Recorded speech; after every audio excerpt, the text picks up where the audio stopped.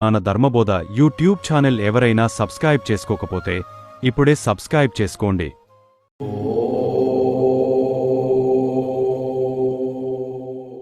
మంత్రం అనేది సాధారణ పదం కాదు, అది దైవశక్తిని సజీవం చేసే శబ్దరూప శక్తి. మన్ అంటే మనస్సు, త్ర అంటే రక్షించేది లేదా విముక్తి ఇచ్చేది. కాబట్టి మంత్రం అంటే మనసును రక్షించేది లేదా విముక్తి పదంలో నడిపించేది అని అర్థం. మంత్రం యొక్క మూలభావం. ప్రతి మంత్రం శబ్ద తరంగాల సమ్మేళనం. మనిషి పలికే ప్రతి అక్షరం ఒక తరంగాన్ని ఉత్పత్తి చేస్తుంది. మంత్రంలోని ఆ తరంగాలు ఒక ప్రత్యేకమైన ఆధ్యాత్మిక ఫ్రీక్వెన్సీకి అనుసంధానం అవుతాయి. ఆ ఫ్రీక్వెన్సీ ద్వారా మన ఆలోచనలు, మనసు, ప్రాణశక్తి, మరియు చుట్టూ ఉన్న వాతావరణం మారుతుంది. ఉదాహరణకు, ఓం నమః శివాయ అనే మంత్రం శివతత్వంతో అనుసంధానం చేస్తుంది. ఓం నమో నారాయణాయ మనలోని సాత్విక శక్తిని పెంచుతుంది. గాయత్రీ మంత్రం చిత్తశుద్ధిని, జ్ఞానాన్ని ప్రసాదిస్తుంది. మంత్రశక్తి ఎలా పనిచేస్తుంది? 1. శబ్దశక్తి సౌండ్ ఎనర్జీ. మంత్రాలు ఆధ్యాత్మిక ధ్వని తరంగాలను విడుదల చేస్తాయి.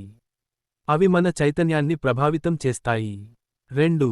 దైవ అనుసంధానం డివైన్ కనెక్షన్. మంత్రం పఠనంలో మనం ఒక నిర్దిష్ట దేవత తత్వాన్ని ఆహ్వానిస్తాము. 3. మనో నియంత్రణ మైండ్ కంట్రోల్. మంత్రజపం మనసును ఒక్క బిందువుపై కేంద్రీకరిస్తుంది.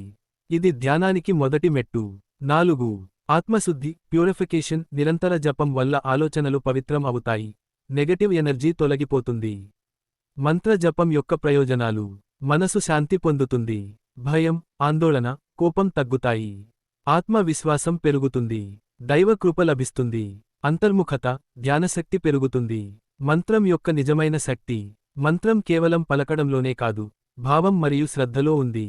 మీరు జపించే సమయంలో దేవుని మీద సంపూర్ణ విశ్వాసం, భక్తి, మరియు మనసు నిశ్శబ్దంగా ఉంటే ఆ మంత్రం దివ్యశక్తిగా మారి మీ జీవితం మార్చగలదు.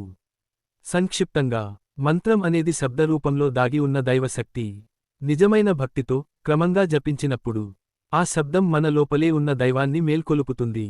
మీకు కావాలంటే నేను విభిన్న మంత్రాల దివ్యశక్తుల వివరాలు కూడా వేర్వేరుగా తెలుగులో వివరించగలను. ఉదా.